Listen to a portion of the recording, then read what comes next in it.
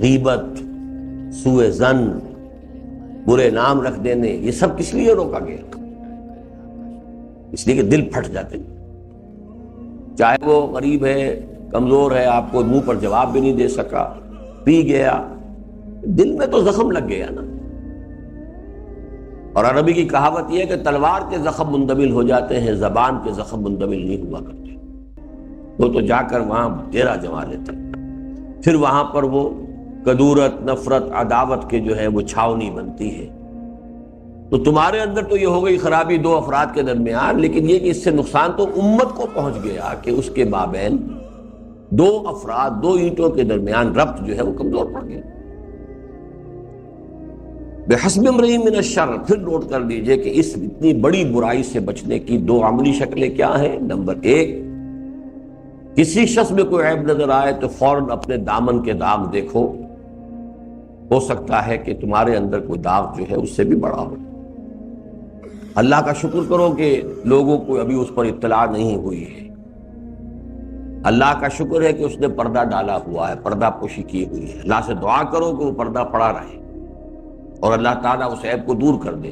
لیکن اس وقت اپنے اس عیب کا ادراک کر لو گے تو اس کے عیب سے نفرت نہیں ہوگی۔ دوسرے یہ کہ ہر شخص کے اندر، برے سے برے شخص میں کوئی نہ کوئی خوبی ہوتی ہے۔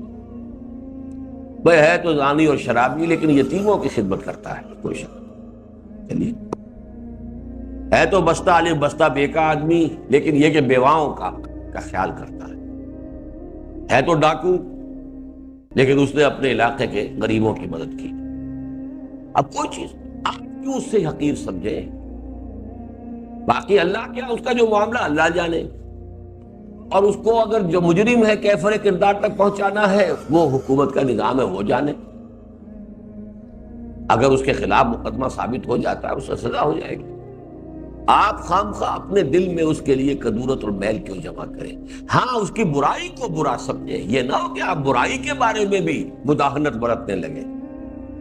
برائی کو برا سمجھیں، لیکن برے سے نفرت نہ ہو، برے سے حقارت نہ ہو۔ مریض سے نفرت نہ ہو، مرض سے نفرت ہو۔ ڈاکٹر کی ساری لڑائی جو ہے وہ مرض سے، مریض سے نہیں ہے۔ مریض کا تو وہ خیر خواہ ہے۔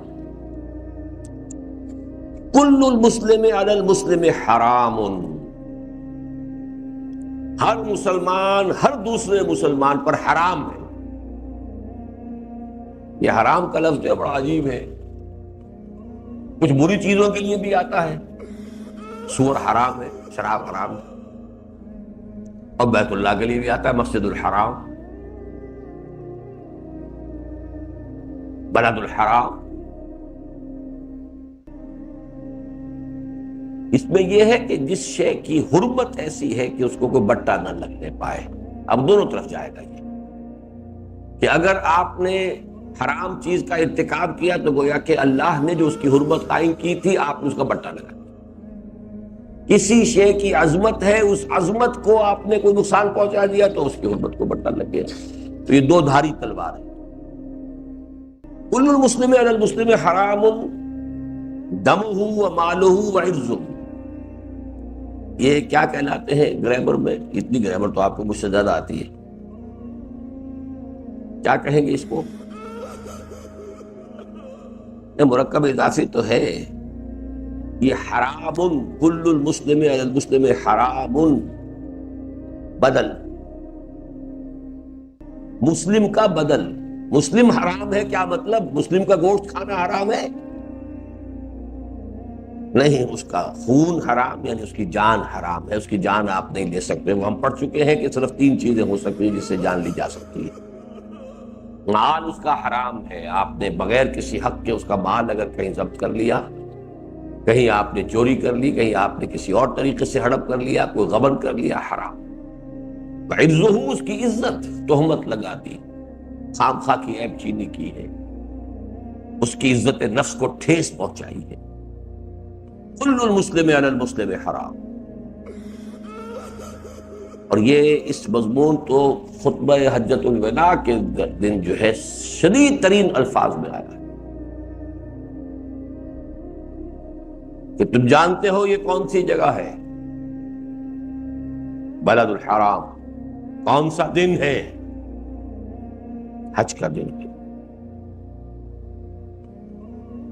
اس طرح آپ نے گنوایا، پھر فرمایا ایک مسلمان کی جان اور مال عزت اس سے بھی زیادہ محترم، اس طرح۔ اب یہ حرمت کا تصور جو ہے، حرمت جان و مال و عزت، یہ ذرا سا بھی ایمان ہو کسی بھی، اس کے ایٹیچیوڈ میں کس قدر ایک تبدیلی آئے گی، معاشرے میں کیسے امن سکون پیدا۔ یہی میرا وہ بہت چھوٹا سا کتاب چاہے قرآن اور امن عالم،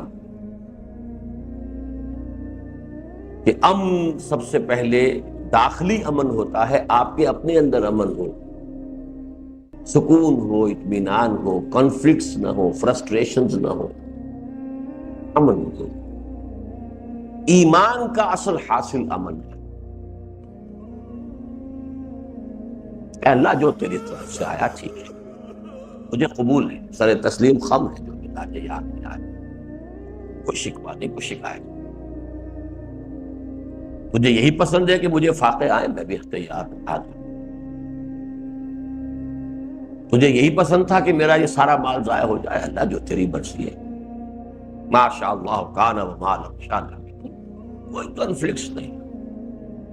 اس نے کر دیا، اب سارا آپ اس کے خلاف نہیں، بھائی اللہ نے کیا، ہاں اس نے جو کیا ہے اس کو جرم دے، جرم اس نے کیا ہے، معاشرہ سزا دے اسے۔ You don't have any personal enmity towards him۔ وہ نہیں کر سکتا تھا اگر اللہ کی مرضی نہ ہوتی۔ مجھے تو اللہ کی مرضی سے ہوا جو ہوا، لیکن اس نے جو اس کے اندر حصہ لے لیا ہے تو اس نے اپنا گناہ بھی کما لیا آخرت کے لیے بھی، اور اگر وہ کاگنیزیبل آفینس ہے تو معاشرے کی ذمہ داری اسے سزا دے۔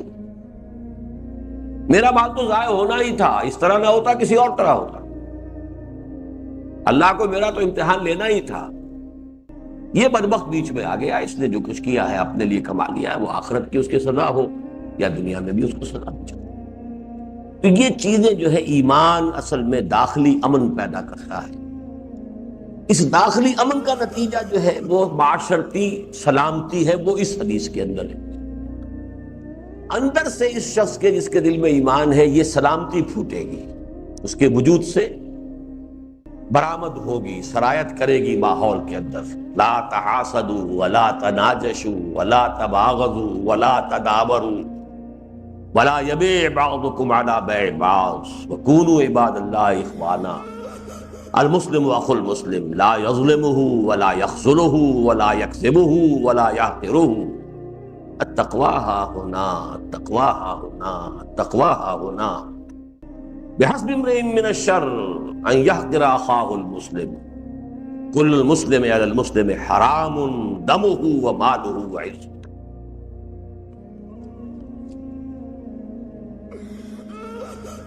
اب اسی طرح کی ایک اور حدیث عن ابی ہریرہ رضی اللہ عنہ عن النبی صلی اللہ علیہ وسلم من نفس عن مؤمن قربة من قرب الدنیا نفس اللہ عنہ قربة من قرب یوم القیامہ۔ یہ وہی معاشرت کا معاملہ آ رہا ہے، جس نے دور کر دی کسی مومن سے کوئی تکلیف دنیا کی تکلیفوں میں سے، اللہ تعالیٰ اس کے عوض دور کر دے گا اس سے کوئی تکلیف قیامت کے دن کی تکالیف میں سے۔ یہ وہی حسن معاشرت، حسن معاملت، آپس میں کیسے رہو، کیسے ایک دوسرے کے ساتھ تعاون کرو، ایک دوسرے کی مشکلات کو بانٹو، ایک دوسرے کے غم بانٹو، درد بانٹو، شریک ہو۔ من نفس عن مؤمن قربة من قرب الدنیا نفس اللہ عنہ قربة من قرب یوم القیامہ، ومن یسر علی معسر یسر اللہ علیہ فی الدنیا والآخرہ۔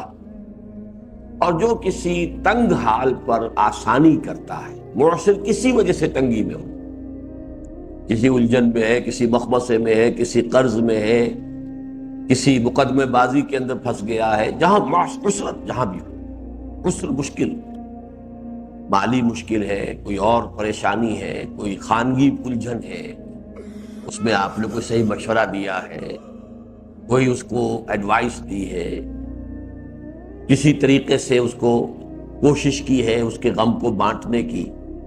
من یسر علی معسر، جو شخص مشکل میں ہو، جس نے اس کے لیے آسانی کی کوئی راہ نکالی.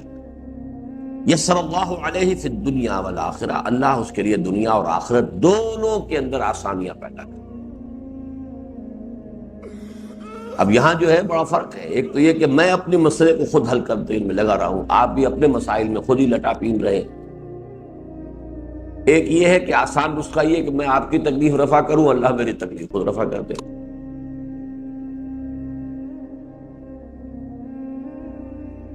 بڑا پیارا شعر ہے فارسی کا، فکر ماں در کار ماں آزار ماں،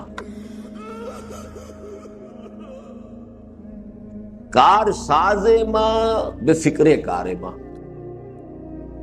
میرا کار ساز میرے کام کی فکر کر رہا ہے،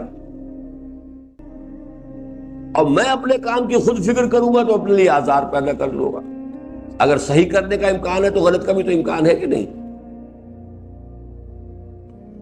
فکر ماں در کار ماں آزار ماں،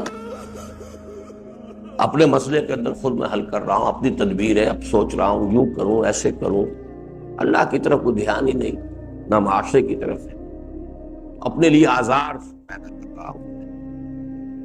اس سے بہتر نہیں کہ اللہ کے ذمہ لگا دو. اللہ کے ذمہ لگانے کا طریقہ یہ ہے.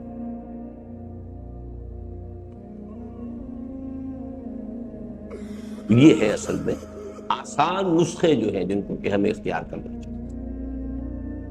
کار ساز ماں بے فکر کار ماں، تفویض کر دی. افوض امری الی اللہ، اے اللہ میں اپنا معاملہ تیرے حوالے کرتا ہوں. سپردم بے تو مایا خیش رات دانی حساب کم و بیش. یہ ساری بحثیں سورۃ تغابن میں آتی ہیں. فکر ماں در کار ماں آزار ماں، کار ساز ماں بے فکر کار ماں. وہ میرے کام میں لگا ہوا، اس کا علم کامل، اس کی قدرت کامل، وہ طے کر لے تو کوئی رکاوٹ آ نہیں سکتی، وہ اس کے فیصلے میں کوئی شر ہو نہیں سکتا. ہمارے فیصلوں میں 100 شر، ہمارے فیصلوں کے آگے 100 رکاوٹیں. تو نسخہ یہ ہے کہ آپ ایک تو یہ کہ اس کے کام میں آپ لگ جائیے. من کان اللہ کان اللہ لہ، جو اللہ کا ہو گیا اللہ اس کا ہو گیا. آپ اس کے کام میں لگ جائیے، اپنی فکر چھوڑ دیجئے، اپنی فکر اللہ کے حوالے کر دیجئے، وہ کرے گا. خود ٹھیکہ دے دیجئے اپنا اس کو. کیسے ہوگا؟ اپنے آپ کو لگا دیجئے اس کے کام میں ہم اٹل. اور اگر سوچ یہی رہے بٹ صاحب کی طرح کہ بڑے بڑے کاروبار تو ضرور کرنے ہیں، تو پھر یہ کیا کریں، پھر وہ کیا کریں، پھر یہ کیسا ہو، یہ انکم ٹیکس سے کیسے نپٹے، اس سے کیا کریں، سود سے کیسے بچے. کبھی نہیں بچ سکتے، ناممکن. اللہ کے ہو جاؤ، اللہ تمہارا ہو جائے. وَمَن سَتَرَ مُسْلِمًا سَتَرَهُ اللَّهُ فِي الدُّنْيَا وَالْآخِرَةِ، جو کسی مسلمان کی پردہ پوشی کرے گا اللہ اس کی پردہ پوشی کرے گا دنیا اور آخرت دونوں میں. اب یہ سطر بھی دونوں معنی میں ہے. ایک جسمانی سطر ہے، کوئی مسلمان لباس نہیں ہے، آپ نے لباس بنا دیا اس نے، اور کسی کی عیب کے اوپر پردہ ڈالنا، چھپانا. من سطر مسلما سترہ اللہ فی الدنیا والآخرہ واللہ فی عون العبد ما کان العبد فی عون اخیہ. اللہ بندے کی مدد میں لگا رہتا ہے جب تک کہ بندہ اپنے بھائی کے کام میں لگا رہتا ہے.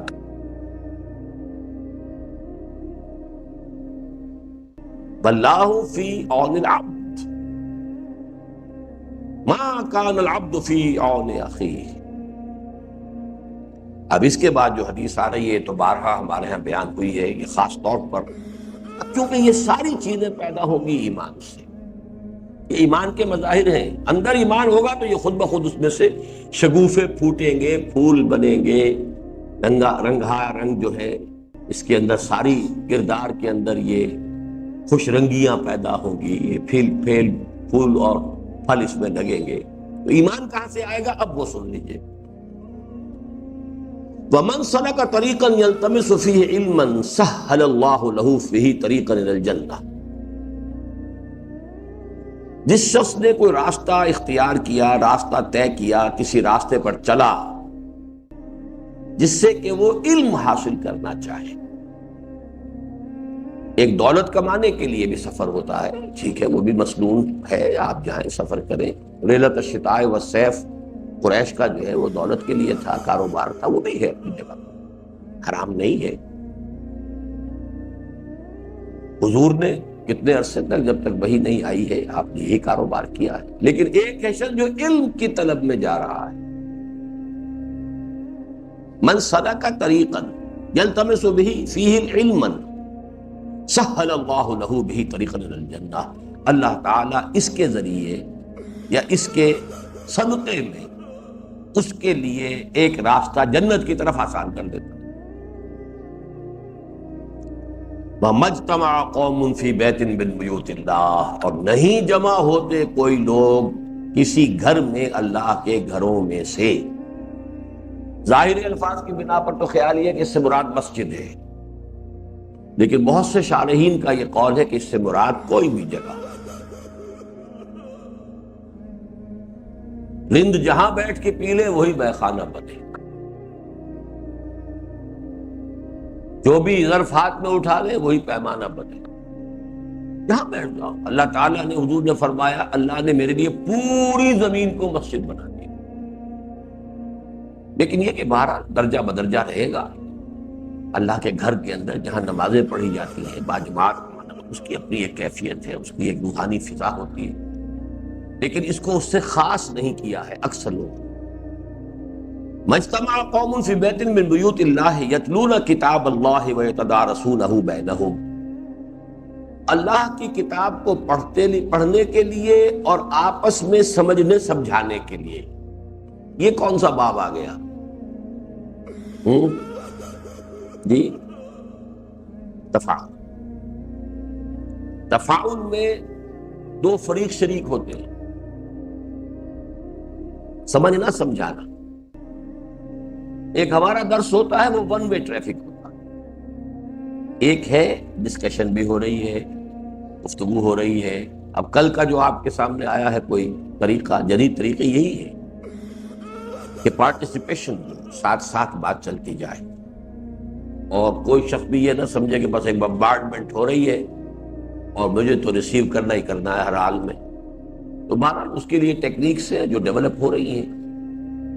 اس تدارس کا مفہوم یہی ہے، ایک دوسرے سے سمجھنا سمجھانا۔ یہ محض تلاوت کے لیے نہیں ہے، یہ نوٹ کر لیجیے۔ بدقسمتی سے ہمارے ہاں سارا معاملہ جو ہے وہ تدارسون کا ہو گیا، وہ تلاوت کا ہو گیا۔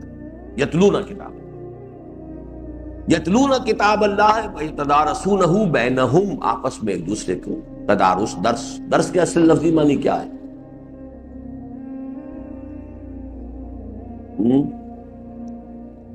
جی، سہارا؟ آپ پتہ نہیں کون سی بولی بولتے ہیں۔ سبق تو اس کا مفہوم دراسا کہتے ہیں لکھ کر مٹانا۔ پرانے زمانے میں تختیاں ہوتی تھی، لکھی پھر اس کو پوچھا دیا، پھر لکھی پھر پوچھا دیا۔ سلیٹیں ہوتی تھی، لکھا اور مٹایا۔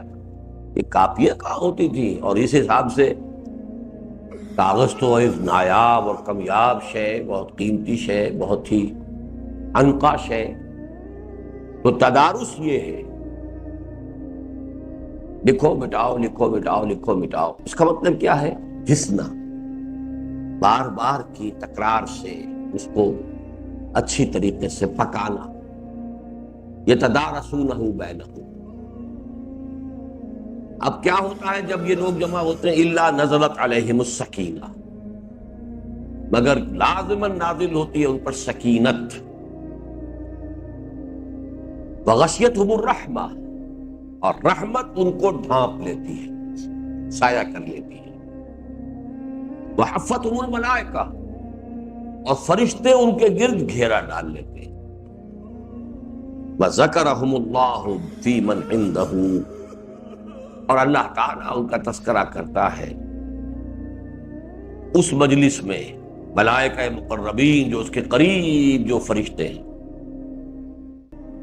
میرے بندے دیکھو، انہوں نے مجھے دیکھا نہیں، جنت دیکھی نہیں، وہ غیب پر ایمان رکھتے ہیں، اتنا ایمان رکھتے ہیں، گھر بار چھوڑ کر آ گئے ہیں میری کتاب سمجھنے کے لیے، پڑھنے کے لیے۔ یہی وقت وہ کسی دنیاوی دھندے میں لگا سکتے تھے، اسی میں وہ کوئی منفعت بخش کام کر سکتے تھے، چھوڑ کر آئے ہیں کس لیے آئے؟ میری کتاب کے شوق میں۔ یہ اصل میں اللہ تعالیٰ کیوں ذکر کرتا ہے کہ فرشتوں نے انسانوں کے بارے میں اندیشہ ظاہر کیا تھا، اَتَجْعَلُ فِيهَا مَن يُفْسِدُ فِيهَا وَيَسْفِكُ الدِّمَاءَ۔ انسان کی سرشت کے اندر جو خرابی تھی وہ انہیں نظر آ گئی تھی، صحیح نظر آئی تھی، یہ خون ریزی کرے گا اور یہ کرے گا اور وہ کرے گا، فساد بچائے گا، وہ بھی صحیح تھا، ان کا مشاہدہ غلط نہیں تھا، لیکن خیر کا پہلو بھی تھا۔ اس خیر کے پہلو کو اللہ تعالیٰ نے فرمایا انی اعلم ما لا تعلمون، میں جانتا ہوں جو تم نہیں جانتے۔ اب جب وہ خیر کا پہلو نمایاں ہوتا ہے تو اللہ تعالیٰ فخر فرماتا ہے، دیکھا تم نے، تم تو ہر وقت میری محفل میں ہو، تم اگر نیک ہو تو کیا ہے، کون سا تمہارا کمال ہے؟ کیا تم نے کوئی تیر مارا ہے؟ میرے وہ بندے جنہوں نے مجھے دیکھا نہیں، غیب کا پردہ میرے ان کے مابین حائل ہے۔ جنت دیکھ لی ہوتی انہوں نے تو کیا حال ہوتا ان کا؟ یہ ہے اصل میں وہ ذکرہم اللہ فی من عنده ومن بطأ به عمله لم يسرع به نسبه۔ اور جس شخص کو پیچھے رکھ دیا ہو اس کے عمل نے، اسے آگے نہیں کر سکتا اس کا نسب۔ میں سید زادہ ہوں، ہوا کرو، بھاڑ میں جاؤ، تمہارا عمل کیا ہے؟ بدرم سلطان بور ہوں گے بھائی تمہارے بادشاہ، تم کیا ہو؟ تو چمار ہو۔ اصل بات کیا ہے؟ جیسے کہ قرآن مجید نے فرمایا تلک امۃ قد خلت لہا ما کسبت ولکم ما کسبتم ولا تسألون عما کانوا یعملون۔ وہ ابراہیم، اسماعیل، اسحاق، یعقوب، موسیٰ، عیسیٰ، یہ امت تھی، گزر گئی، جو انہوں نے کمایا وہ ان کے لیے ہے، تمہارے لیے وہ ہوگا جو تم کماؤ گے۔ برابر ہر چیز اندر سینہ داری، جو تمہارے سینے میں وہ لاؤ باہر۔ پیش کر غافل عمل کوئی اگر دفتر میں ہے، جس کو عمل نے اس کو پیچھے کر دیا ہو، اس کا نسب اسے آگے نہیں بڑھا سکتا۔ رواہ مسلم بہذا اللفظ، یعنی یہ روایت جو ہے اور بھی بہت سی احادیث کی کتابوں میں ہے، لیکن یہ لفظ جو ہے، یہ متن اس کا جو ہے، یہ مسلم شریف کا ہے۔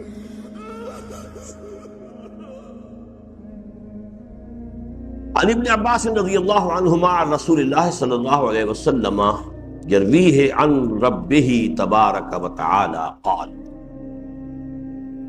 روایت کیا گیا ابن عباس سے رضی اللہ عنہما، انہوں نے روایت کیا عن رسول اللہ صلی اللہ علیہ وسلم فیما یرویہ، اس میں کہ جو روایت کی حضور نے عن ربہ، اپنے رب سے، یعنی یہ کہ اس کو ہم کہیں گے حدیث قدسی کی نوعیت کی شے ہے۔ حدیث قدسی جو ہے وہ اللہ کی بات ہے جس کو حضور اپنی زبان سے بیان کرتے ہیں۔ ان اللہ کتب الحسنات، یعنی یہ کہ حضور نے یہ اپنی اتھارٹی پر بات نہیں کہی ہے، بلکہ یہ فرمایا کہ رب یہ کہتا، یرویہ عن ربہ۔ لیکن یہ بات بھی ایسی ہے جو آگے آپ دیکھیں گے کہ اس کو کوئی انسان از خود نہیں کہہ سکتا، چاہے وہ رسول ہی۔ یہ آخرت سے متعلق فیصلوں کی بات ہے جو اللہ تعالیٰ ہی کے ایمان سے کہی جا سکتی۔ ان اللہ کتب الحسنات والسیئات، یقیناً اللہ تعالیٰ نیکیاں اور بدیاں لکھتا ہے، لکھی جا رہی ہیں، اس کے فرشتے ہیں، کارندے ہیں، اور آج تو ہمیں معلوم ہے نہ کسی فرشتے کی ضرورت نہ کارندے کی ضرورت۔ کوئی ہمارے اندر ہی کوئی اگر کوئی منیچر ٹیپ ریکارڈر لگا ہوا ہو، کوئی ایسا چپ ہو کہ جو ایک ہی جو ہے 70 برس کی پوری زندگی کا ریکارڈ اپنے اندر محفوظ کر لے تو کون سی مشکل بات ہے۔ ان اللہ کتب الحسنات والسیئات، اللہ لکھ رہا ہے نیکیاں بھی بدیاں۔ ثم بین ذلک، پھر اس نے ان کو ظاہر بھی کر دیا۔ اپنی کتاب میں کتبہ یہاں پہ اصل میں اس مفہوم میں آ رہا ہے کہ اللہ نے معین کر دی ہے. ہاں مفہوم دوسرا ہے کہ اللہ نے معین کر دی ہے، طے کر دی ہے، یہ نیکی ہے، یہ بدی ہے، یہ نیکی ہے، یہ بدی ہے. ثم بین ذلک، پھر اسے واضح بھی کر دیا. تبیین جو ہے وہ تبیین نفسی بھی ہے کہ نفس انسانی کے اندر بھی اس کو ودیت کر دیا گیا، فَلَهَمَهَا فُجُورَهَا وَتَقْوَاهَا، اور تبیین کی تکمیل ہو گئی وحی کے ذریعے سے. فَمَنْ هَمَّ بِحَسَنَةٍ فَلَمْ يَعْمَلْهَا كَتَبَهَا اللَّهُ عِنْدَهُ حَسَنَةً كَامِلَةً. جس شخص نے کسی نیک کام کا ارادہ کیا پھر کر نہ سکا، اس کی بھی اللہ تعالیٰ ایک مکمل نیکی درج کر لے. دیکھیے ترغیب کیا ہے؟ نیک خیالات تو پیدا کرو اپنے اندر، نیکی کے ارادے تو باندھو. جو تبلیغی بھائی کہتے ہیں بھائی ارادے تو کر لو، یہ خود ایک نیکی ہے. من ہم، جس نے ارادہ کیا بحسنۃ، ایک نیکی کا، فلم یعملھا، پھر اس پر عمل نہ کیا، کر نہیں سکا، کوئی عارض ہو گیا، کوئی سبب ہو گیا، کتبہ اللہ عندہ حسنۃ کاملہ، اللہ تعالیٰ اس کو ایک مکمل نیکی درج کر دیتے. وَإِنْ هَمَّ بِهَا فَعَمِلَهَا، پھر اگر اس نے اس پر ارادہ بھی کیا تھا، عمل بھی کر لیا، كتب الله عنده 10 حسنات الى 700 ضعف الى اضعاف كثيرة. اب اللہ اس کو لکھتا ہے 10 نیکیاں. 10 نیکیاں تو کم سے کم، اس سے آگے لے کر 700 گنا تک، اور اس سے بھی آگے جتنا چاہے بڑھائے. 700 گنا کے بھی ملٹیپل کرتے جائیے. اس کا سارا جو معاملہ ہوتا ہے وہ نیکی کتنی عمدگی سے کی، عمل بھی اچھا تھا، کیا بھی نہایت خوبصورتی سے. احسان حسنہ میں بھی احسان کیا ہے اس نے، جو اس کے اندر پیدا کی ہے خوبصورتی. پھر یہ کہ اس میں کس قدر احتیاط سے اس نے اپنی نیت کو پاک رکھا ہے، کہیں تحت الشعور میں بھی کہیں کسی میرے اندر ریاکاری یا کوئی اور جذبہ پیدا نہ ہو جائے. اس کے کتنا اس نے اہتمام کیا.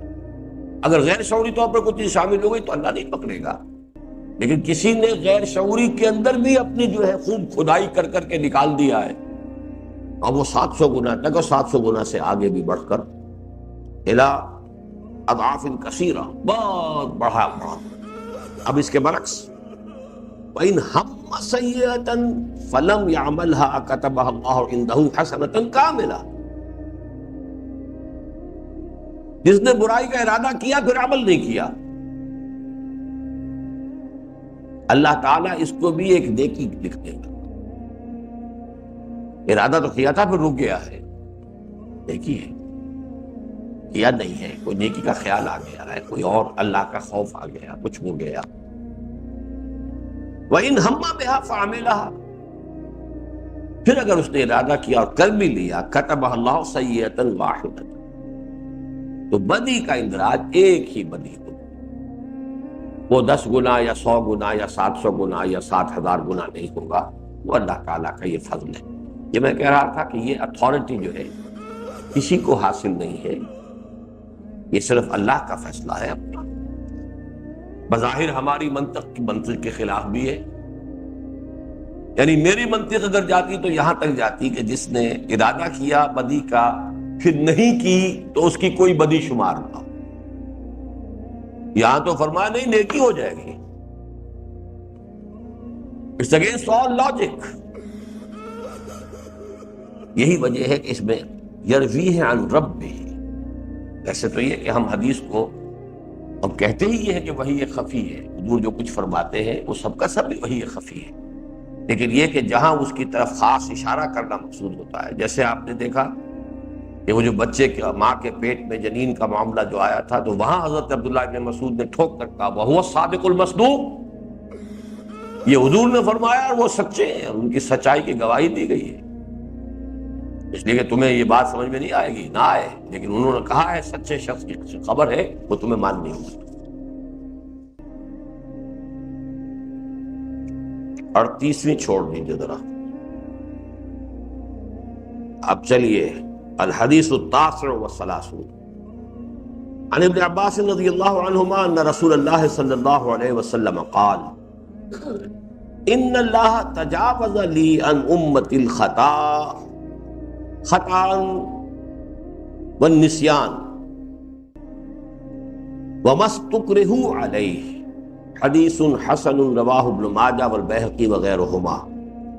سے پچھلی حدیث جو ہے جو میں نے چھڑوا دی ہے، لیکن اس سے پہلی جو ہم نے پڑھی ہے رواہ البخاری و مسلم فی صحیحہما بہذہ الحروف، اب یہ حدیث جو ہے بخاری اور مسلم کی تھی اور انہی الفاظ میں دونوں کے اندر ہے، کوئی فرق نہیں ہے۔ یہ بھی دیکھیے کس قدر اہتمام سے کہا جا رہا ہے، اس لیے کہا جا رہا ہے کہ یہ حدیث جو ہے وہ ذرا عام لاجک سے ہٹ کر ہے۔ یہ ابن ماجہ اور بیہقی کی ہے۔ حضرت ابن عباس رضی اللہ تعالی عنہ سے مروی ہے کہ حضور صلی اللہ علیہ وسلم نے ارشاد فرمایا ان اللہ تجاوز لی عن امتی، اللہ نے میری خاطر، میرے لیے، میری امت کے ساتھ 3 رعایتیں کی۔ دیکھیے لی یہاں بہت ضروری ہے۔ تجاوز اللہ نے معاف کر دیا میرے لیے، اللہ کا مجھ پر خاص احسان ہوا ہے، اللہ کا مجھ پر خاص فضل ہوا ہے، اللہ نے میرے ذریعے سے مجھ پر ایمان لانے والوں کے لیے یہ خصوصی رحمت کر دی۔ اس درجے کے جو آپ کہیں گے کہ اگر اللہ تعالیٰ کے ہاں حضور کا مقام ہے، مرتبہ ہے، شفاعت ہے، ٹھیک ہے، غلط بات نہیں۔ کیا کیا چیزیں معاف کرنے کا کیا ہے؟ الخطا، خطا، خطا کسے کہتے ہیں؟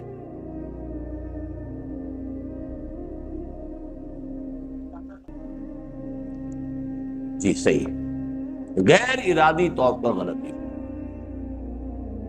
نشانہ خطا گیا، آپ کی پوری کوشش ہے ایک ٹارگٹ کو ہٹ کرنے کی، نشانہ خطا ہو گیا۔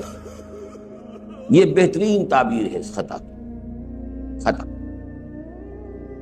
ظاہر بات ہے یہ تو بالکل لاجیکل بات بھی ہے۔ ایک آدمی تو ایم کر رہا ہے نیکی، بھلائی، خیر، اب آپ فرض کیجئے اس کا نشانہ خطا ہو گیا، اس سے تجاوز ہونا چاہیے۔ والنسیان، اور بھول،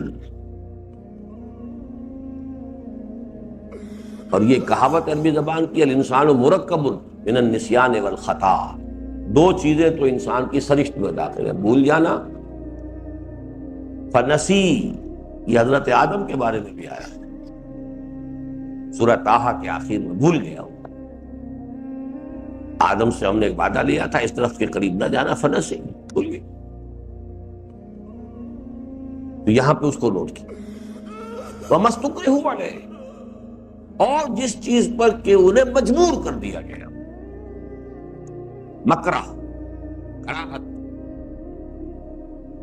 اسے پسند نہیں ہے، مجبور۔ کلمہ کفر بھی کہا جا سکتا ہے جان بچانے کے لیے، اگرچہ عزیمت یہ ہے کہ کلمہ کفر نہ کہو، جان دے دو، لیکن رخصت بھی رکھی ہے کہ کلمہ کفر کہہ کر جان بچا سکتے ہو تو بچا دو، اجازت ہے، جائز ہے۔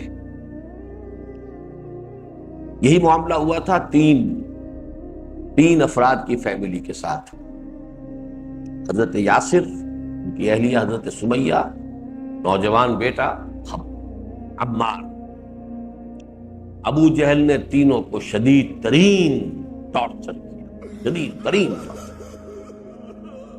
آخر میں تنگ آ کر اس نے کہا ایک دفعہ کلمہ کفر کا کہہ دو کہ ہاں تمہارے بت میں بھی کچھ ہے، میں چھوڑ دوں گا تمہیں۔ کیا کرے یار، کہاں تک مارے، مار مار کے بھی انسان تک جاتا۔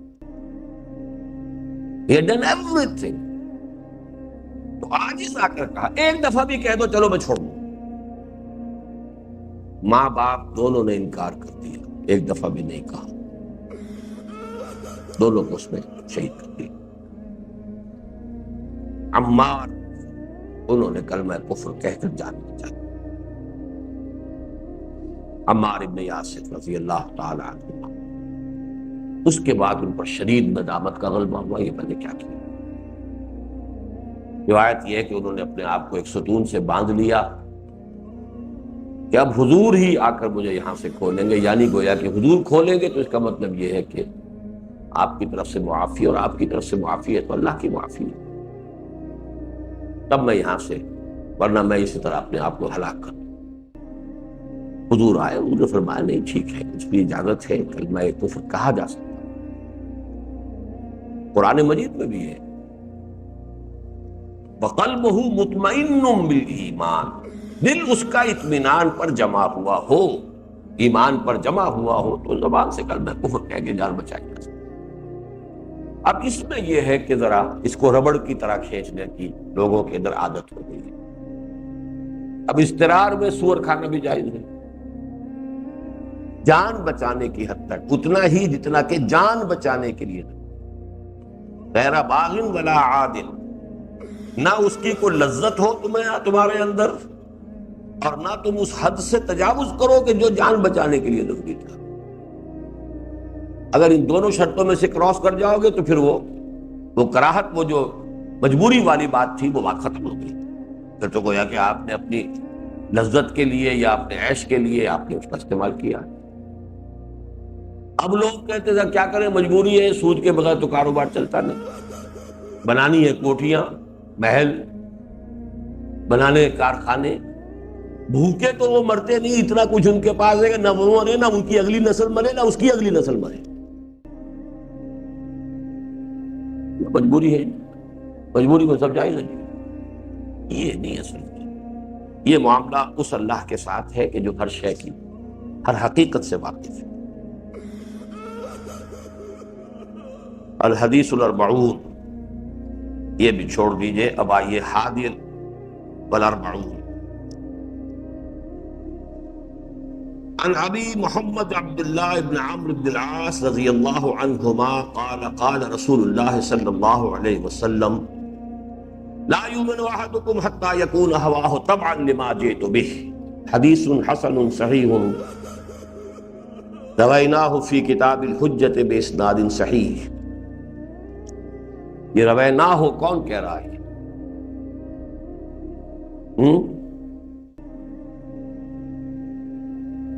لا حول ولا قوت۔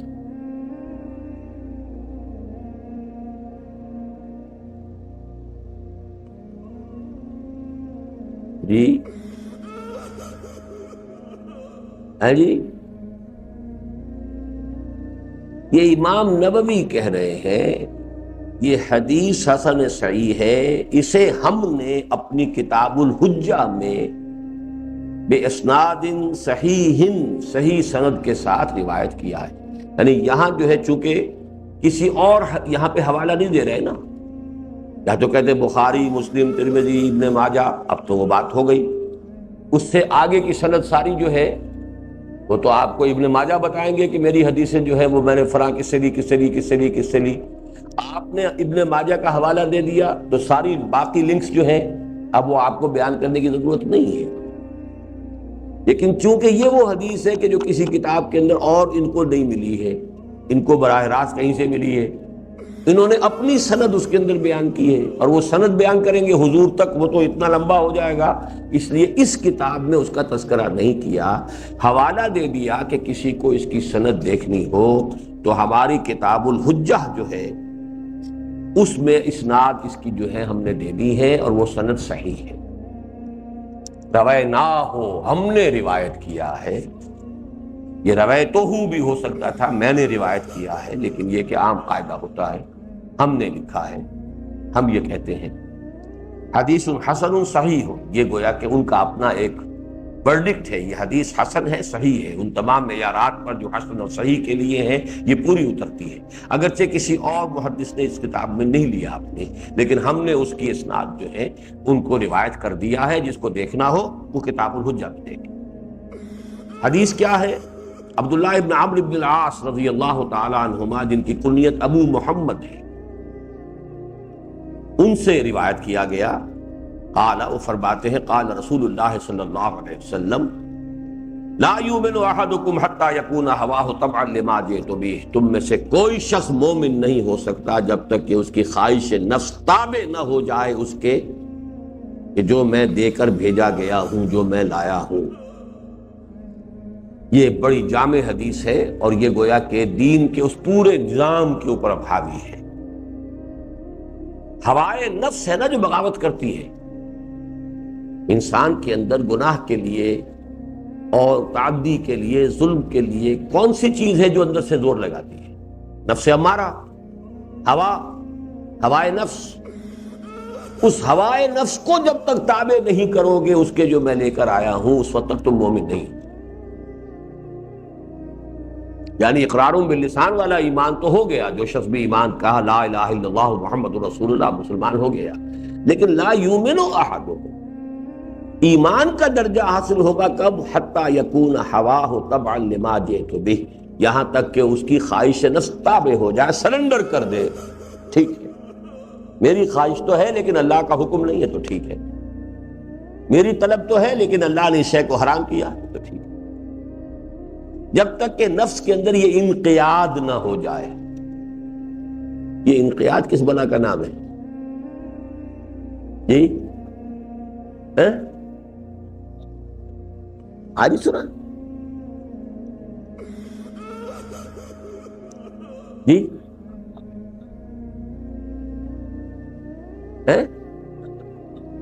وہ تو انعقاد ہوگا۔ کہاں جا رہے ہیں؟ انقیاد جی؟ بھائی زور سے بولا کرو، خلش، لا حول ولا۔ لکھیں اپنے پاس، قادہ یقودو، قیادت کرنا، قادہ یقودو، قائد، قیادت کرنے والا، قادہ یقودو قیادتن، قائد، قود اس کا مادہ ہے، انفعال میں آیا تو انقیاد بن گیا، کسی کی قیادت کو قبول کر لیں، اپنی نکیل کسی کے ہاتھ میں دے دینا، بیعت کر لینا اس پر۔ جس تمہاری خواہش نفس اگر میری لائی ہوئی تعلیمات سے بیعت نہیں کرتی تو تم مومن نہیں ہو۔ تمہاری خواہش نفس اگر قیادت قبول نہیں کرتی میری لائی ہوئی تعلیمات کی، تم مومن نہیں۔ لاکھ زبان سے دعوے کرو، لاکھ تم جو ہے تسبیحات کرتے رہو، لا یؤمن احدکم حتی یکون ہواہ تبعا لما جئت بہ۔ یہ لفظ قرآن مجید میں کہا آیا ہے، ہوا جی، احوا۔ سورہ نازعات میں بڑا پیارا وہ ہے معاملہ، وَنَهَى النَّفْسَ عَنِ الْهَوَىٰ فَإِنَّ الْجَنَّةَ هِيَ الْمَأْوَىٰ۔ جس شخص نے اپنے نفس کو ہوا سے روک دیا، وَنَهَى النَّفْسَ عَنِ الْهَوَىٰ فَإِنَّ الْجَنَّةَ هِيَ الْمَأْوَىٰ۔ اما من خاف مقام ربہ ونہى النفس عن الہویٰ، وہ شخص جو اپنے رب کے سامنے کھڑے ہونے سے ڈرتا رہا، کھڑے ہونا ہے، اور اپنے نفس کی لگامیں اس نے کھینچ کر رکھی ہیں، اسے روکے رکھا خواہش سے، فإن الجنۃ ہی المأویٰ، ان کا ٹھکانہ جنت ہے۔ اللہم ربنا اجعلنا منہم۔ اچھا جی، اب یہ دیکھیے، یہ 40 سے آگے نکل گئے، 41ویں حدیث تھی یہ، یعنی 40 اگرچہ نام ہے اس کا، تھوڑی سی ڈنڈی پہلے بھی ماری ہوئی، انہوں نے ایک ایک حدیث کے اندر 2 بھی شامل کی ہوئی ہیں۔ جب وہ 40 کا عدد چونکہ رکھا ہوا ہے اس لیے وہ لکھا تو نام 40 نہیں ہے، لیکن یہ کہ اس میں 42 حدیثیں ہیں۔ اب آخری حدیث جو ہے وہ بعد میں پڑھیں گے، اب آ جائیے، یہ حدیثیں ہیں کہ جو اب تصوف کے باب کی حدیثیں ہیں۔ کون کون سی چھوڑی تھی یاد ہے جی؟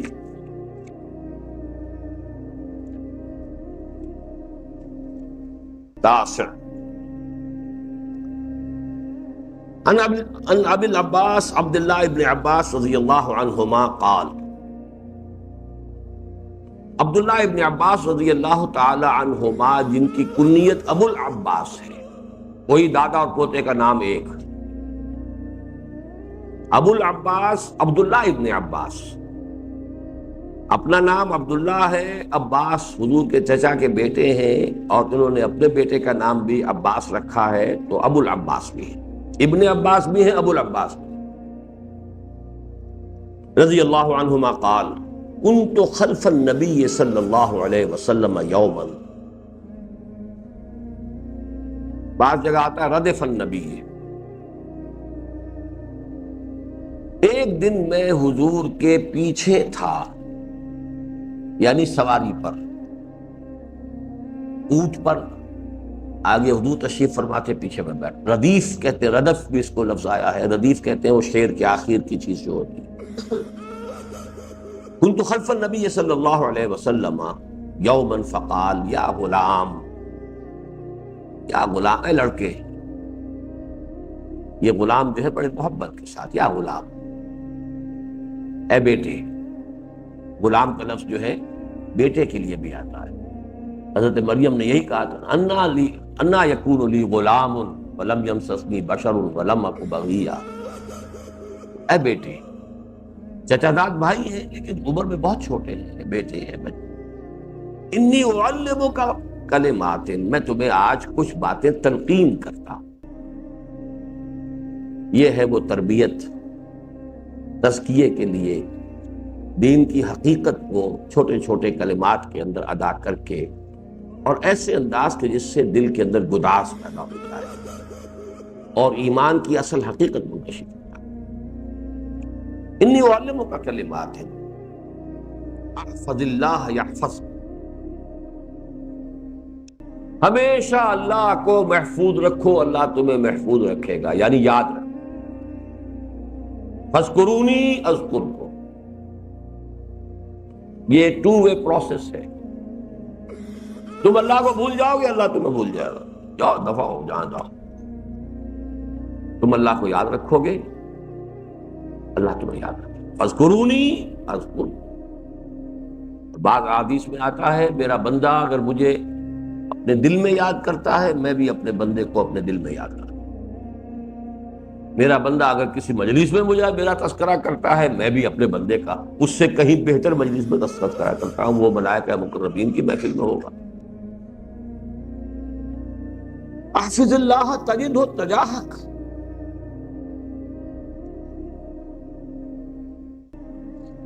اللہ کو یاد رکھو، تم اسے اپنے سامنے پاؤ گے۔ He's not far off. His help is readily available.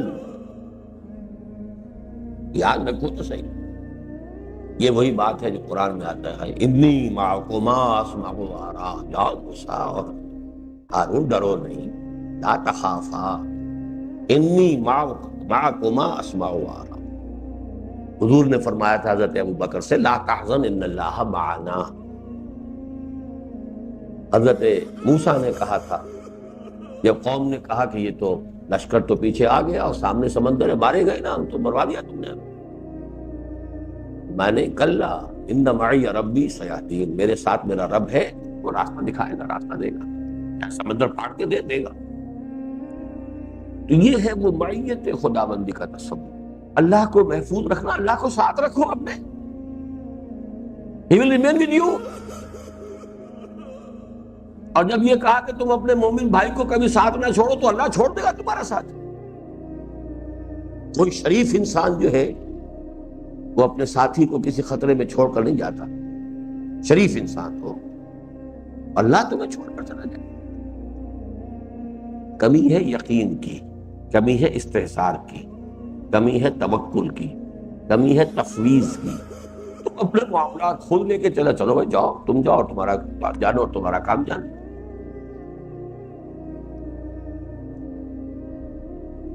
تم ہمارے حوالے کر کے دیکھو، پھر ہم جانے اور تمہارا کام جانے۔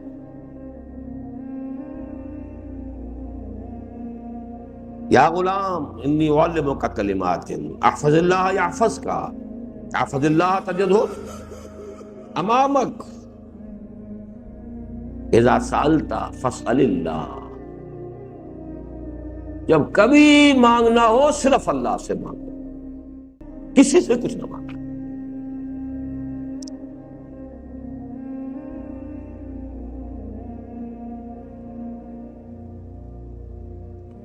وَإِذَا اسْتَعَنْتَ فَاسْتَعِنْ بِاللَّهِ، جب مدد کی ضرورت ہو اللہ سے مدد، جب وہ ہر دم تمہارے ساتھ ہے کسی اور سے مدد مانگنے کی ضرورت کیا ہے؟ توہین کر رہے ہیں اس کی، ہم پر بھروسہ نہیں۔ وَعْلَمْ، اور جان لو، ان الامۃ لو اجتمعت علی ان ینفعوک بشیء لم ینفعوک الا بشیء قد کتبہ اللہ لک۔ جان لو کہ اگر پوری قوم جمع ہو جائے، ایڑی چوٹی کا زور لگا دے کہ تمہیں کسی چیز کا فائدہ پہنچا دے، نفع پہنچا دے، ہرگز نہیں پہنچا سکیں گے مگر اتنا جتنا کہ اللہ نے تمہارے لیے لکھ دیا۔ یعنی اپنی امیدیں منقطع کر،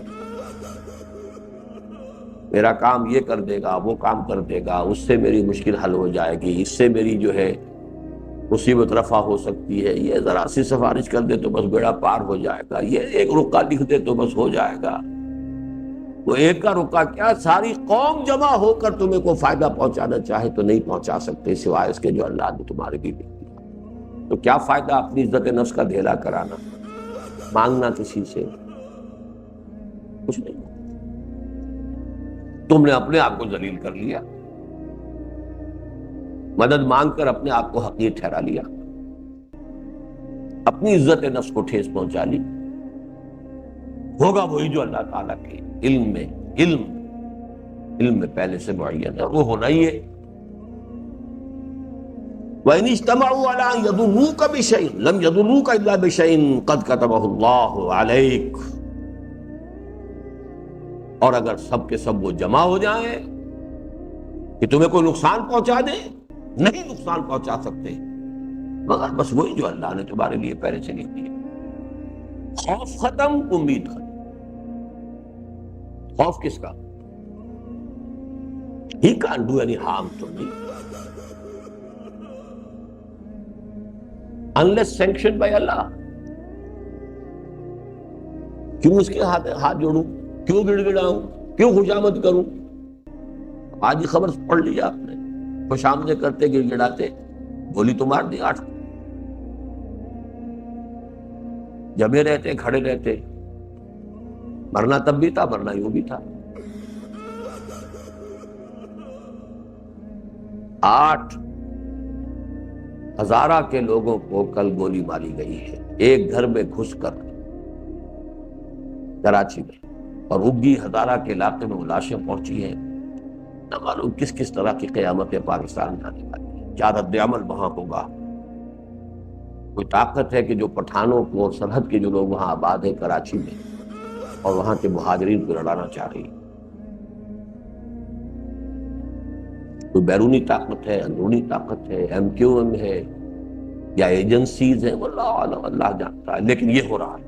اس وقت صرف تذکرہ یہ تھا کہ ہاتھ جوڑنے سے کیا آج۔ رفعت الاقلام وجفت الصحف،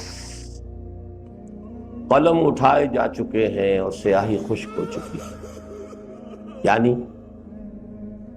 اب یہ وہی آ گیا اس حدیث کا، علم خداوندی میں ہر شے طے ہے،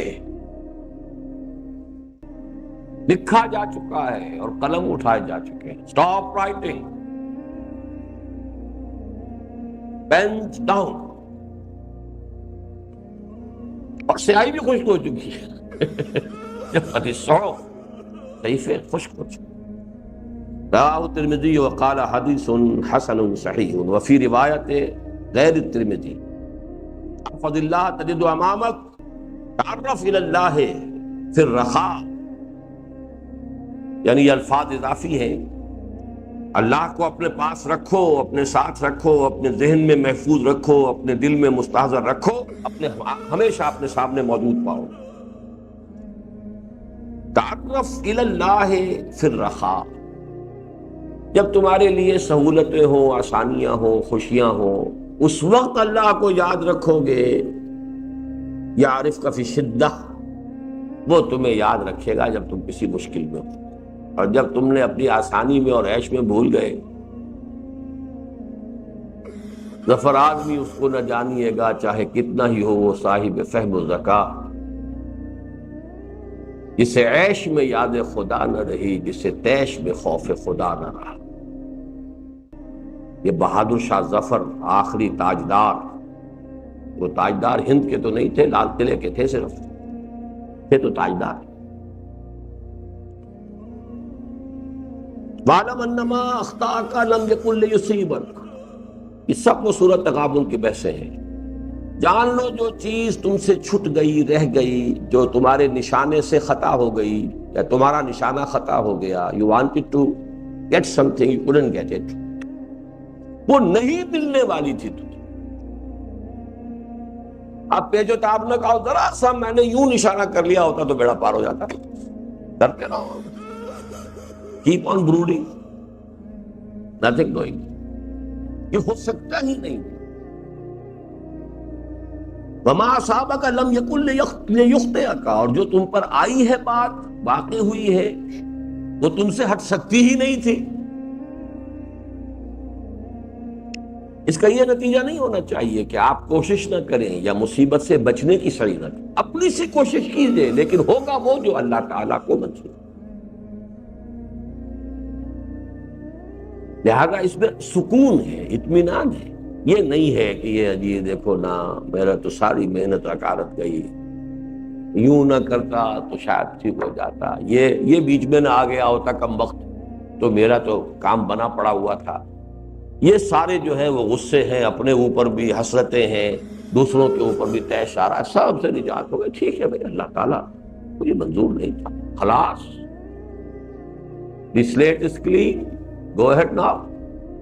ورنہ کتنا آپ کا وقت، کتنی صلاحیتیں جو ہے، پھر ٹرینکولائزرز کھائیے، پھر کوئی سیڈیٹیوز کھائیے، پھر وہ اینٹی ڈپریسنٹس کھائیے، کچھ اور کھائیے، اینٹی ڈپریسنٹس نے کوئی اور خرابی پیدا کر دی تو پھر اب اس کا کوئی دوا کیجیے، ان چکروں میں پڑنے سے نجات ہو گئی۔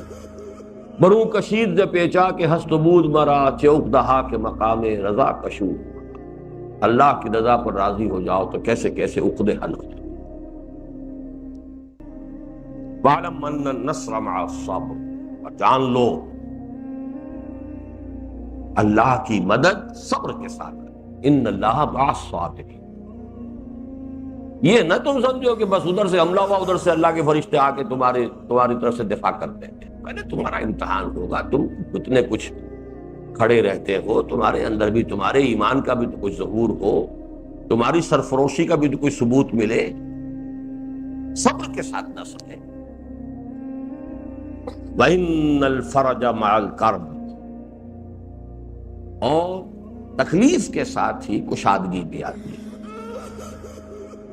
وَأَنَّ مَعَ الْعُسْرِ يُسْرًا، یہ اب قرآن مجید کی آیت کے ساتھ جوڑ دیا حضور نے، تنگی کے ساتھ آسانی ہے۔ اِنَّ مَعَ الْعُسْرِ يُسْرًا، یقیناً تنگی کے ساتھ آسانی ہے۔ تنگیوں کے لیے تیار رہو تو اللہ تعالیٰ کی طرف سے آسانی بھی آ جائے گی۔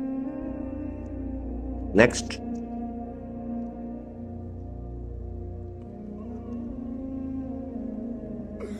حدیث الثلاثون، 31ویں نا،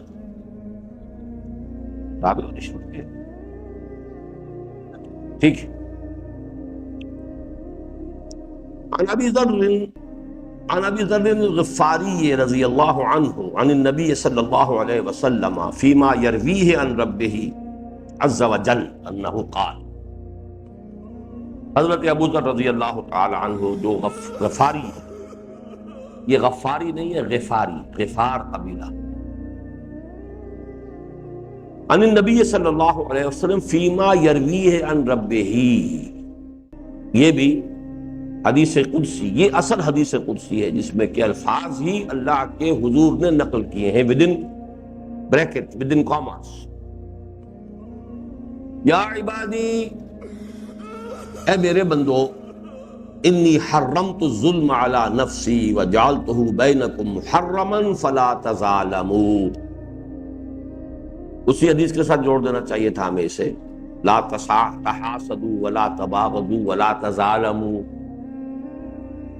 وہی باب ہے۔ اے میرے بندو، میں نے اپنے اوپر ظلم کو حرام کر دیا اور تم پر بھی اس کو حرام کر دیا ہے، بس آپس میں ایک دوسرے پر ظلم، حق تلفی، ظلم جو ہے اصل میں اس کا مفہوم ہے حق تلفی، کسی کا حق میں دست درازی اور ہے، وہ تعدی ہے۔ ظلم ہے کسی کا حق روک دینا، اگرچہ نتیجے کے اعتبار سے بات ایک ہی ہے، لیکن ظلم ہے حق تلفی، تعدی ہے کسی کے کمال کو، کسی کی حق کو ہڑپ۔ نتیجہ ایک ہے لیکن دو شکلیں اس کی، نیگیٹو اور پازیٹو۔ یا عبادی کلکم ضال الا من ہدیتہ فاستہدونی اہدکم، اے میرے بندو تم سب کے سب گمراہ ہو سوائے اس کے کہ جسے میں ہدایت دے دوں، پس ہدایت طلب کرو مجھے سے۔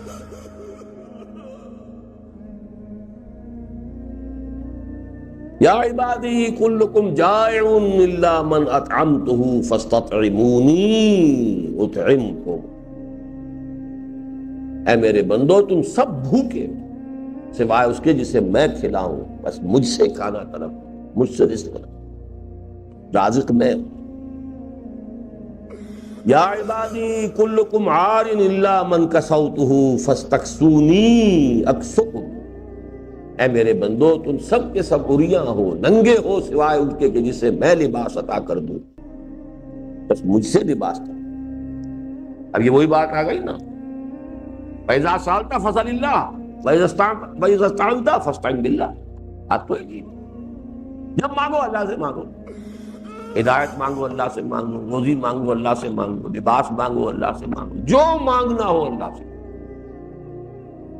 یا عبادی انکم تخطئون باللیل والنہار، اور اے میرے بندو تم رات دن خطائیں کرتے ہو، وانا اغفر الذنوب جميعا، میں تمام گناہ بخش سکتا ہوں، فاستغفرونی اغفر لکم، مغفرت چاہو مجھ سے میں معاف کر دوں،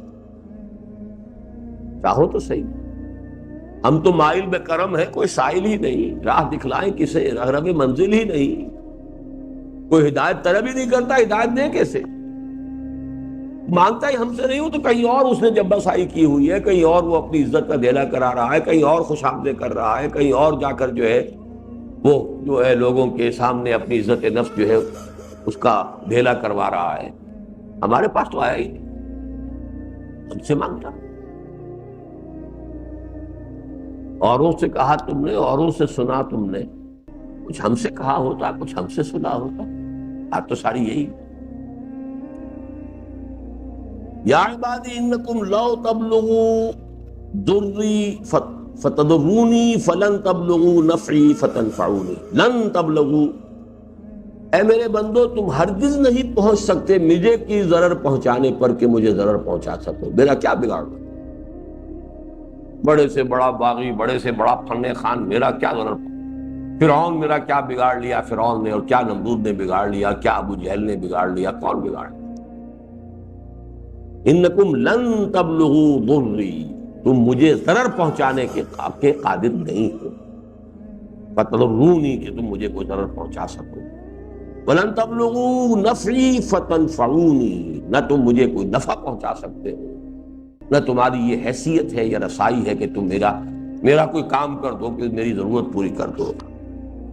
یا عبادی لو ان اولکم وآخرکم وانسکم وجنکم کانوا علی اتقى قلب رجل واحد منکم ما زاد ذلک فی ملکی شیئا، اے میرے بندو اگر تمہارے اولین اور آخرین اور انس اور جن سب کے سب جو سب سے بڑھ کر کوئی متقی انسان ہو سکتا ہے ویسے بن جائیں، اس سے میرے ملک میں میری سلطنت میں کوئی اضافہ نہیں ہے۔ سب ابو بکر صدیق بن جاؤ تب بھی کیا ہے، میرا کون سا کام رکا ہوا تھا کہ جو بن جائے گا؟ یہ ہے اللہ کا استغنا، غنی حمید، اس میں جو مبالغہ ہے دیکھیے، تو ان اولکم وآخرکم، آدم سے لے کر آخری انسان تک، اور ابلیس لعین سے لے کر آخری جن تک، جتنے بھی جنات و انسان دنیا میں آئے، کانوا علی اتقى قلب رجل واحد منکم، تم میں جو سب سے بڑھ کر متقی ہو سکتا ہے، جس کا دل اتنا ہی وہ سب کے سب متقی ہو جاتے، ما زاد ذلک فی ملکی شیئا، اس سے میری مملکت اور میری سلطنت میں کوئی اضافہ نہ ہوگا۔ یا عبادی لو ان اولکم وآخرکم وانسکم وجنکم کانوا علی افجر قلب رجل واحد منکم ما نقص ذلک من ملکی شیئا۔ تمہارے سب پہلے اور پچھلے اور جن سب کے سب سے بڑا فاجر بدمعاش جو ہو سکتا ہے، میرے خلاف باغی ہو سکتا ہے، سب ویسے بن جاؤ تب بھی میری سلطنت میں کوئی کمی نہیں ہوگی۔ غنی الغنی اصل میں یہ اس کی شرح ہے۔ یا عبادی لو ان اولکم وآخرکم وانسکم وجنکم قاموا فی صعید واحد فسألونی فاعطیت کل واحد مسألتہ ما نقص ذلک مما عندی الا کما ينقص المخیط اذا ادخل البحر۔ اے میرے بندو، اگر تمہارے اول اور اگلے اور پچھلے اور تمام انسان اور تمام جن اگر ایک میدان میں کھڑے ہو جائیں اور جو کچھ مانگنا چاہیں مانگ لیں اور میں ان کا سب کچھ دے دوں، تب بھی میرے خزانے میں اس سے زیادہ کمی نہیں ہوگی جتنی کہ سوئی کو اگر سمندر میں داخل کر کے نکال لیا جائے تو اس سے سمندر میں کمی واقع ہوگی۔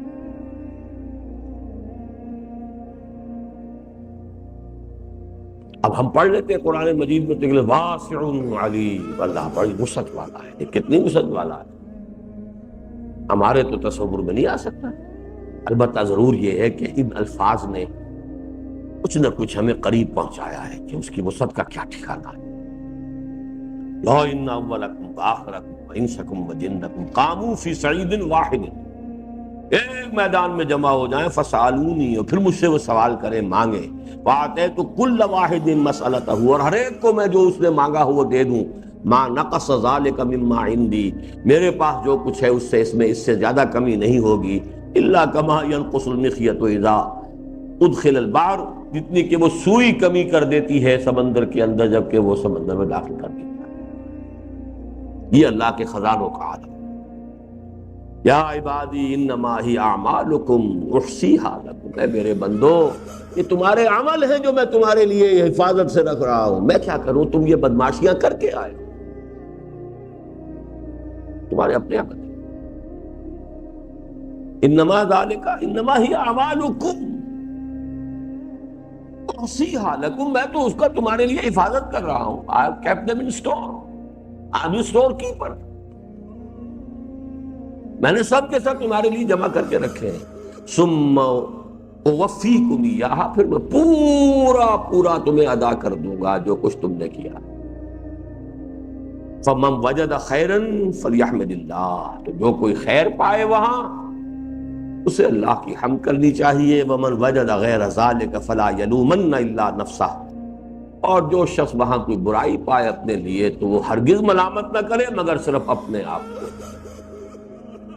شیطان بھی کہہ دے گا قیامت کے دن سورہ ابراہیم میں، فلا تلومونی ولوموا انفسکم انی دعوتکم، میں نے تمہیں پکارا تھا، ایک راستہ دکھایا تھا، تم نے اس کو قبول کر لیا۔ Responsibility lies with you. فلا تلومونی، مجھے ملامت مت کرو، ولوموا انفسکم، اپنے نفوس کو ملامت کرو۔ آپ کون سی ہے جی؟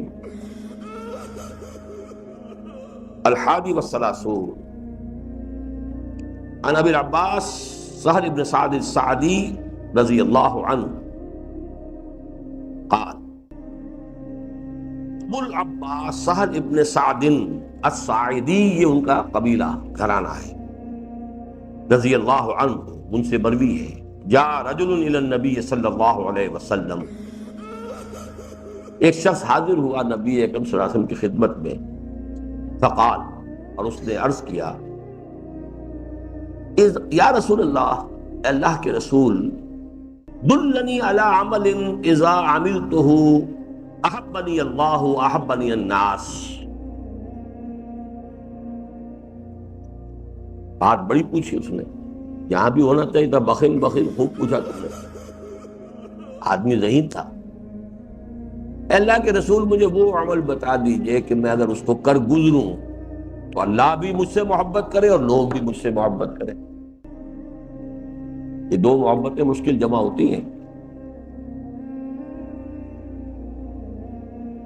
جواب سنیے، ازہد فی الدنیا یحبک اللہ وازہد فیما عند الناس یحبک الناس۔ دنیا میں زہد اختیار کرو، اللہ تم سے محبت کرے گا۔ اب دیکھیے یہ محبت کا ایک نیا نسخہ ہے۔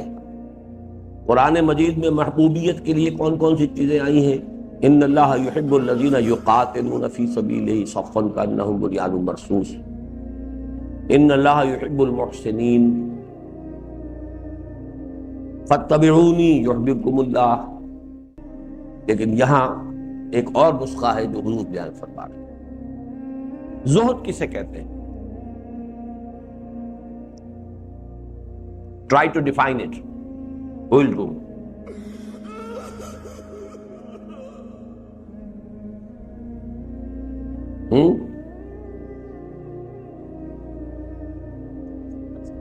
جی،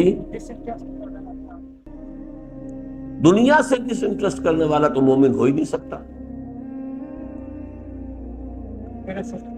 آؤٹر اپیئرنس سے، اس کی ڈیلائٹس سے، اس کے لگژریز سے، ٹھیک ہے، لیکن اصل میں ڈس انٹرسٹ کا لفظ اچھا نہیں ہے۔ دیکھیے ایک لفظ ہے قناعت، حرص بہت بری سے ہے، قناعت اس کے مقابلے میں آئے۔ قناعت سے اگلا لفظ زہد ہے۔ قناعت تو یہ جو کچھ ہے اس پر قناعت کرو، حرص نہ ہو، مزید نہ چاہو۔ زہد یہ ہے کہ جو کچھ ہے اس میں سے بھی کمی کرتے جاؤ۔ Try to bring your standard of living lower and lower and lower and lower۔ یہ زہد ہے۔ لذات دنیاوی سے بالکل کنارہ کشی نہیں، بہت حد تک کنارہ کشی۔ یہ زہد۔ ازہد فی الدنیا، دنیا کے اندر زہد اختیار کرو گے تم اللہ کے محبوب ہو جاؤ گے۔ اب ظاہر بات ہے کوئی شخص کیوں کنارہ کشی کرتا ہے؟ کسی وجہ سے کرتا ہے نا۔ اگر وہ آخرت کو محبوب رکھ کر کر رہا ہے، اپنی توانائیاں صرف کر رہا ہے آخرت کے لیے، تو خود بخود زہد آ گیا، اسے اپنا سٹینڈرڈ لیونگ تو کم کرنا ہی پڑے گا۔ فرض کیجئے دین قائم ہے، اب وہ اپنے سٹینڈرڈ آف لیونگ کو کم کر رہا ہے تاکہ زیادہ سے زیادہ غرباء اور مساکین کی مدد کر سکے، زہد ہو گیا۔ قائم نہیں ہے تو اس کی جد و جہد میں لگا ہوا ہے ہمہ وقت، جس کے لیے آیا ہے سورہ بقرہ کے اندر، احسروا فی سبیل اللہ، جو اللہ کی راہ کی جد و جہد میں گھر گئے ہیں، لا یستطیعون ضربا فی الارض، اب وہ زمین کے اندر بھاگ دوڑ نہیں کر سکتے اپنی معاش کے، وہ انفاق فی سبیل اللہ کے سب سے بڑھ کر مستحق ہیں۔ یہ ظاہر بات ہے کہ وہ اس میں علل تلل چھوڑنے پڑیں گے، پراٹھے تو چھوڑنے پڑیں گے، سوکھی روٹی میں گزارا کرنا پڑے گا، تو کسی مقصد کے لیے ہوتا ہے۔ عزت فی الدنیا یحبک اللہ وازہد فیما عند الناس، یہ بڑی پیاری بات ہے۔ اور غنی بن جاؤ ان چیزوں سے جو لوگوں کے پاس ہے۔ آپ کسی کے گھر گئے، آپ نے چیزیں دیکھیں، لیکن معلوم ہو جائے گھر والا تاڑ لیتا ہے، یہ لالچ سے دیکھ رہا ہے، حسد سے دیکھ رہا ہے، کس طرح دیکھ رہا ہے۔ اگر اس نے آپ کی نگاہ میں دیکھا کہ اس کی نگاہ میں نہ حرص ہے، نہ حسد ہے، نہ حسرت ہے، اس کے دل میں آپ کی محبت پیدا ہو جائے، عظمت پیدا ہو، اور یہ آپ کے اپنے وجود سے پھوٹے گی یہ چیز، جس کو میں نے ایک جگہ لفظ استعمال کیا ہے، دنیا پر نگاہ غلط انداز ڈالتا ہوا انسان نکل جائے۔ بازار سے گزرا ہوں، خریدار نہیں۔ ایک حدیث میں بھی آیا ہے، حضور نے فرمایا مالی ولی دنیا، مجھے تمہاری اس دنیا سے کیا سروکار، الا کراکب استظل تحت شجرۃ ثم راح فترکها، سوائے ایک ایسے مسافر کسی کیفیت کے کہ جو تھوڑی دیر کسی درخت کے نیچے سائے میں آرام کرنے کے لیے رکتا ہے، پھر وہ سوار ہوتا ہے اپنی سواری پر اور راستہ لیتا ہے. اسے اس درخت جو ہے اس سے کوئی دلچسپی نہیں ہے، کوئی اس کا گھر نہیں ہے، اس کا کوئی حوصلہ اس درخت کے اوپر نہیں ہے. تھوڑی سی دیر کے لیے رکا تھا سستانے کے لیے. That's all. مالی ولی الدنیا انما انا کراکب استظل تحت شجرۃ ثم راح فترکها. یہ ہے اصل میں جب یہ کیفیت ہوگی، ذرا سا بھی اگر آدمی کو محسوس ہو اسے ہرس ہے ہماری چیزوں کی، یہ نقالی کر رہا ہے ہماری چیزوں کی، یہ آپ سے نفرت ہو جائے گی، آپ کی حقارت دل میں پیدا ہو جائے گی. اور ذرا استغنا ہو جائے آپ کے اندر تو وہی جو ہے وہ آپ کے محبت کرنے والے ہو جائیں گے، ان کے دلوں کے اندر آپ کی عصمت ہوگی، تعظیم ہوگی. رواہ ابن ماجہ وغیرہ باسانید حسنۃ. اس میں البتہ میں ایک حدیث آپ کو ایک بہت بڑا تحفہ دے رہا ہوں، اور یہ ہے مولانا مودودی صاحب کا تحفہ. میرے پاس اس حدیث کی روایت نہیں ہے، یہ وہی سن 51-52 کی تربیت گاہوں کی احادیث سنی ہوئی، اور بہت سی اس میں سے یاد ہے مجھے، ازبر ہے. ان الزہادۃ فی الدنیا، لکھ لیجئے، یہ زہد کی ڈیفینیشن حضور نے فرمائی ہے. اس سے یہ معلوم ہو جائے گا کہ ہر شے کا تعلق ایمان کے ساتھ ہے. ان الزہادۃ فی الدنیا لیست بتحریم الحلال ولا باضاعۃ المال.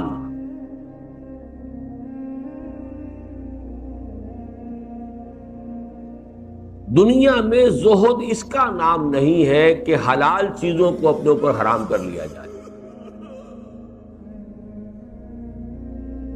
یا مال کو ضائع کر دیا جائے.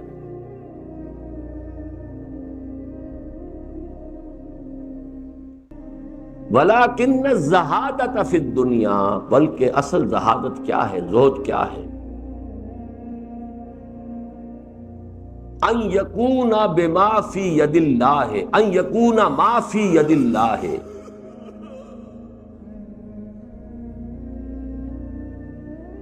اوثق مما فی یدک.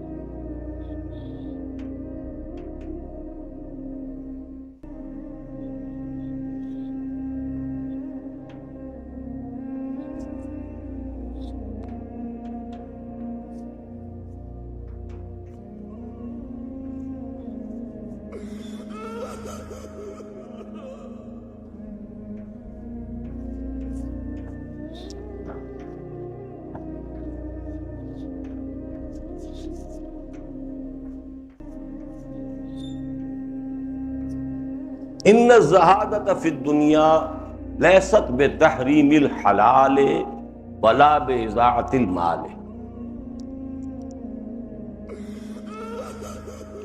ولکن، اب یہ اندہ کی بجائے ولکن الزہادۃ، یہ الفاظ نہیں ہیں دوبارہ.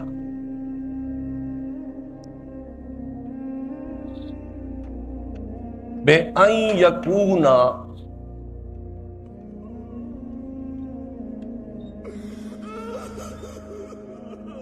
مَا فِي يَدِ اللَّهِ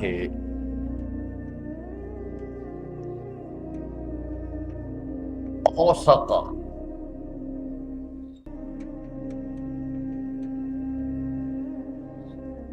مِمَّا فِي يَدِكَ.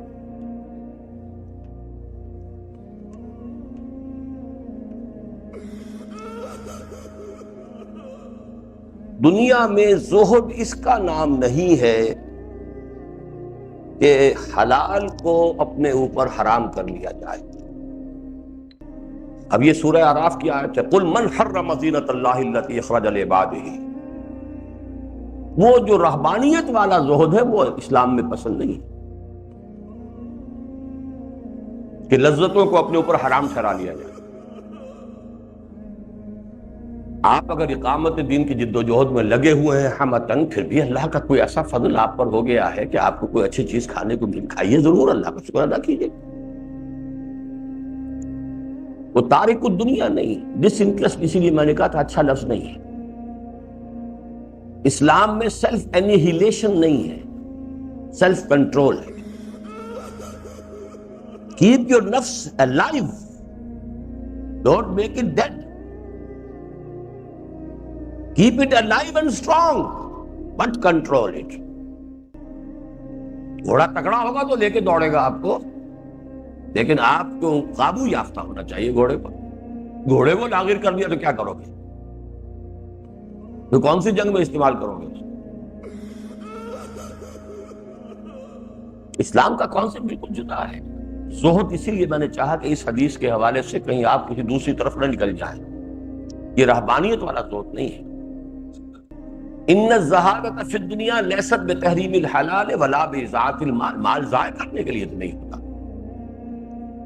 ولکن الزہادۃ، اصل زہد کیا ہے؟ ان یکون بما فی ید اللہ اوثق، کہ وہ شے جو اللہ کے ہاتھ میں ہے اس پر تمہیں زیادہ اعتماد ہو بنسبت اس کے جو تمہارے ہاتھ میں. ساری بات ایمان کی ہے.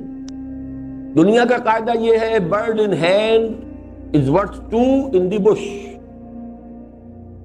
وہاں دو پرندے ہیں، ان کی فکر میں جو ایک ہے چھوڑ نہ دینا کہیں، اس کو قابو رکھو. یہ ایک بہت بہتر ہے ان دو سے جو ابھی جھاڑی کے اندر ہے. A bird in hand is better than two in the bush. ہم کہتے ہیں کہ جو کچھ whatever is in the hand of Allah is much more better than what we have in our hands. یعنی وسائل موجود اور اویلیبل وسائل پر اعتماد اور وثوق نہ ہو، اوثق وثوق کے ساتھ اعتماد اور وثوق اویلیبل مادی وسائل پر نہ ہو، اللہ پر ہو، توکل اللہ پر ہو. یہ توکل ہے. بڑی پیاری حدیث ہے. اور جی اب کون سی رہ گئی؟ ثامن،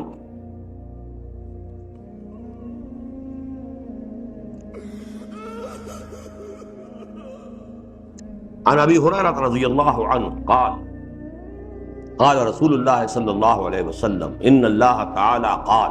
پھر یہ حدیث قدسی آ گئی. حضرت ابو ہریرہ راوی ہیں. حضور نے فرمایا کہ اللہ تعالیٰ فرماتا ہے، ان اللہ تعالیٰ قال من عادى لي وليا فقد آذنته بالحرب. اب یہ اولیاء اللہ کا تذکرہ ہے. جو میرے کسی ولی سے، دوست سے دشمنی رکھے گا، میرا اس کو الٹیمیٹم ہے جنگ کا. He is challenging me. I declare war against him. Whosoever is the enemy of a friend of mine. اب ولی کون ہے؟ الا ان اولیاء اللہ لا خوف علیہم ولا هم يحزنون. لا خوف اور لا حزن یہ تو ہم پڑھ چکے. ہو ہی نہیں سکتا کچھ، نہ کوئی آپ سے کچھ کر سکتا ہے، نہ یہ کہ جو چیز ہوئی ہے وہ آپ سے ٹل سکتی تھی، نہ جو چیز نہیں ملی ہے وہ آپ کو مل سکتی تھی. خوف اور حزن خلاص. رنج کس کا؟ خوف کس کا؟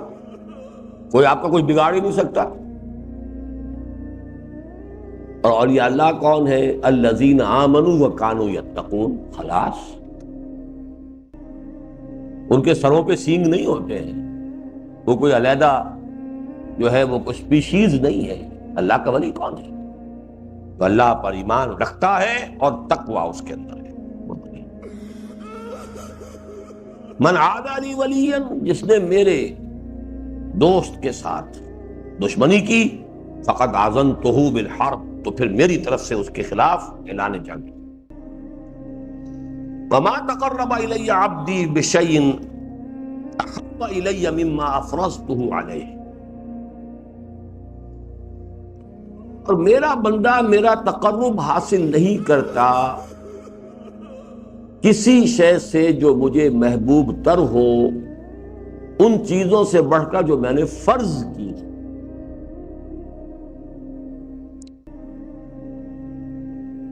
سمجھ رہے ہیں آپ اس کو؟ ہماری ساری جد و جہد کا مقصد کیا؟ اللہ کا قرب حاصل کرنا، اللہ راضی ہو جائے، اللہ کا تقرب باب تفاعل، قربانی بھی تقرب کے لیے ہے. قربانی مادہ وہی ہے. اب ایک فرائض ہے جو اللہ نے فرض کر دی، فرائض ادا کرتے ہوئے تقرب حاصل کرنا. اب اس میں ایک پرابلم ہے، بہت سخت پرابلم ہے، اس کو سمجھیے گا. وَلَا يَزَالُ عَبْدِي يَتَقَرَّبُ إِلَيَّ بِالنَّوَافِلِ، اور میرا بندہ میرا قرب حاصل کرتا رہتا ہے نوافل کے ذریعے سے، حتیٰ أُحِبَّهُ، یہاں تک کہ میں اسے محبت کرنے لگتا ہوں. فَإِذَا أَحْبَبْتُهُ، پھر جب میں اس سے محبت کرتا ہوں، كُنْتُ سَمْعَهُ الَّذِي يَسْمَعُ بِهِ، میں اس کے وہ کان بن جاتا ہوں جن سے وہ سنتا ہے. وَبَصَرُهُ الَّذِي يُبْصِرُ بِهِ، اور اس کی وہ آنکھیں بن جاتا ہوں جن سے وہ دیکھتا ہے. وَيَدُهُ الَّتِي يُبْطِشُ بِهَا، اس کا وہ ہاتھ بن جاتا ہوں جس سے وہ پکڑتا ہے. وَرِجْلَهُ الَّتِي يَمْشِي بِهَا، اور اس کے وہ پاؤں بن جاتا ہوں جس سے چلتا ہے. وَلَئِن سَأَلَنِي لَأُعْطِيَنَّهُ، اگر وہ مجھ سے کچھ مانگے گا میں اسے لازماً دوں گا. وَلَئِن اسْتَعَاذَنِي لَأُعِيذَنَّهُ، اگر وہ مجھ سے تعوذ کرے گا، پناہ طلب کرے گا، میں لازماً. تو یہاں دو تقرب آئے ہیں، تقرب بالفرائض، تقرب بالنوافل. کون سا اونچا ہے؟ اونچا ہے نا. محبوب کون سا ہے؟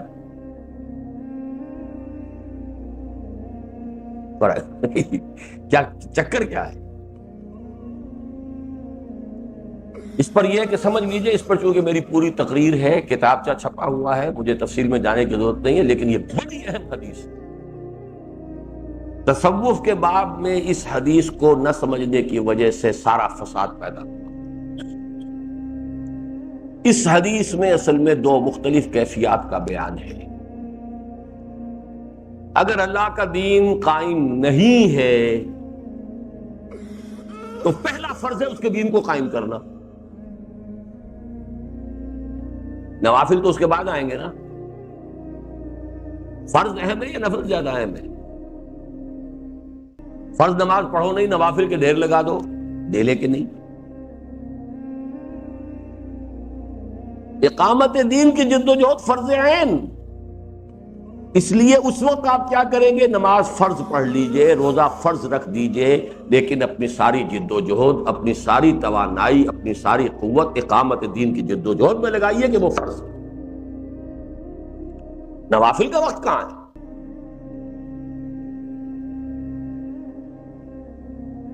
ہاں اگر دین قائم ہے، کوئی خلافت راشدہ میں پیدا ہو گیا ہے،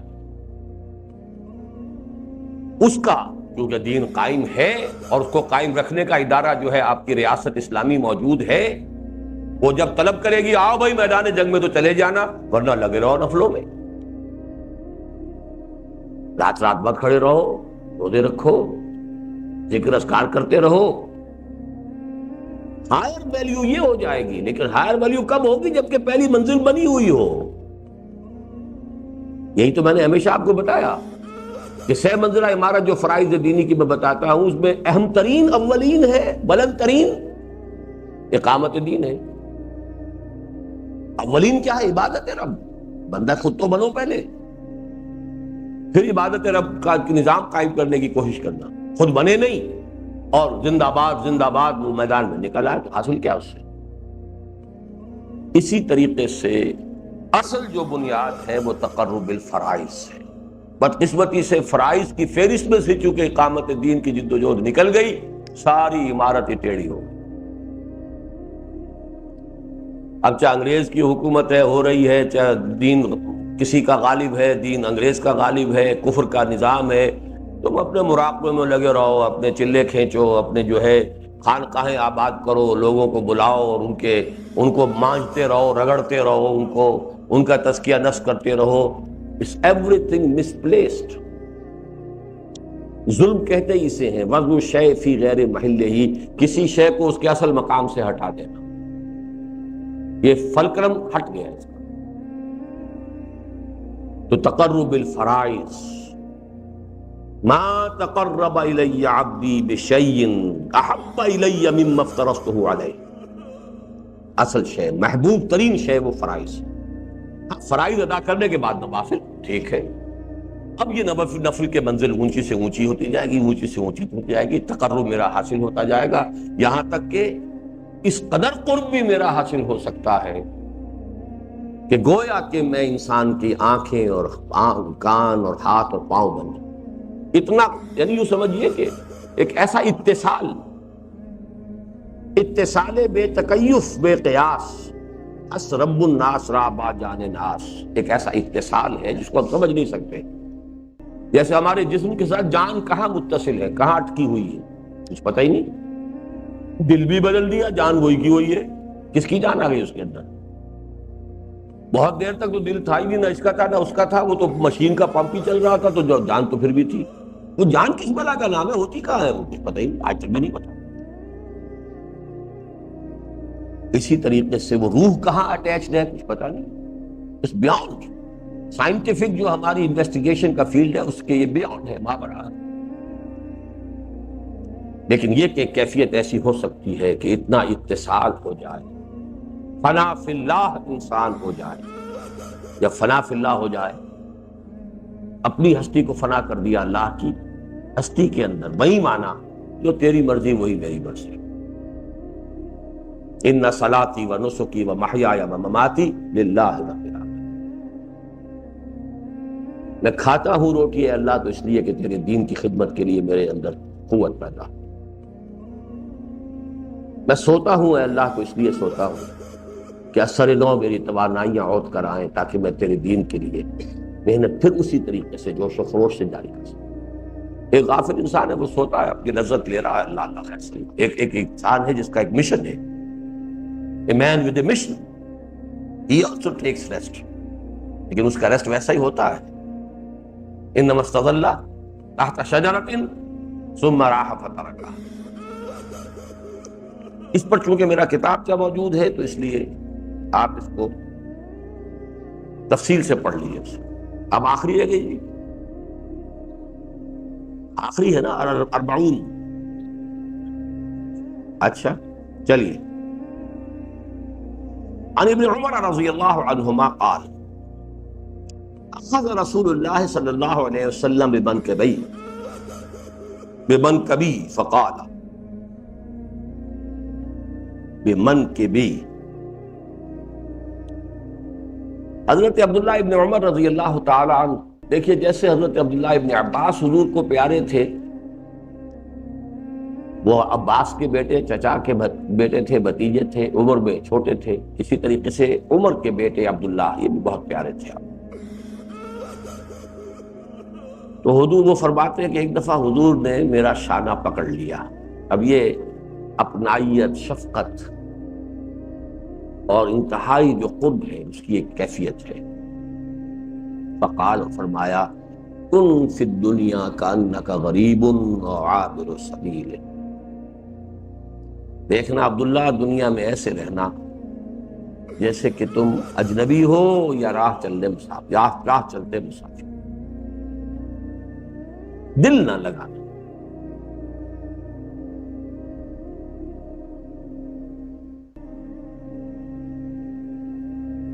آپ ضرورت کے لیے مکان بھی بنائے، ضرورت کے لیے بنائے، لگژریز کے لیے نہیں، اس میں شو کے لیے نہیں، اس میں اسراف نہ ہو، اس میں تبذیر نہ ہو۔ حضور نے فرمایا بدترین پیسہ وہ جو ہے وہ ہے کہ جو اینٹ گارے پہ صرف ہوتا، ضرورت کے ٹائم، ضرورت کے کپڑے ہوں، 2 جوڑے کپڑے رہنے چاہیے، بار روز بڑی ہوئی ہوں اور ہر سیزن میں نئے سے نئے کپڑے ہوں، اور یہ ضرورت ہے، ضرورت پوری کرو، لیکن رہو ایسے جیسے کہ منزل جمی ہوئی ہو، نگاہ تمہاری منزل پر جمی ہوئی ہو، آخرت۔ ایک اور حدیث ہے بہت پیاری، وہ اس میں نوٹ کر لیجئے، الدنیا مزرعۃ الآخرہ، دنیا آخرت کی کھیتی ہے، جہاں بوؤ گے وہاں کاٹو گے، بونے کی حد تک یہاں دلچسپی، کاٹنے کا معاملہ وہاں پہ رکھو۔ یہی بو کر یہی کاٹنا ہے، یہ تو دنیا دار کر ہی رہا ہے، ہر ایک کر رہا ہے۔ فصل وہ بو جو وہاں کٹے، وہاں کی گندم ملے۔ الدنیا مزرعۃ الآخرہ، تارک الدنیا، دنیا ہی کو چھوڑ جاتا ہے، وہ اس نے اس کھیتی نہیں بنایا اس کو۔ تارک الدنیا اسلام میں نہیں ہے، لا رہبانیت فی الاسلام، لیکن دنیا کو کھیتی سمجھو آخرت، یہ ریلیشن شپ ہے، کریکٹ ریلیشن۔ الدنیا مزرعۃ الآخرہ، کن فی الدنیا کانک غریب عابر سبیل، بہترین تعبیر اس کی اس اردو مصرعے میں ہے، بازار سے گزرا ہوں خریدار نہیں۔ گزرنا تو ہے، ہم مستعفی بھی نہیں ہو سکتے، خودکشی حرام ہے، جب تک اللہ نے رکھا ہے یہاں رہنا ہے، دنیا سے گزرنا ہے، نگاہ غلط انداز ڈالتے ہوئے گزر جاؤ، یہ نہ معلوم ہو کہ ادھر بھی لالچ ہے، ادھر بھی بڑی ذرا لسٹ فل نگاہیں پڑ رہی ہیں، ادھر بھی بڑا روب پڑ گیا ہے۔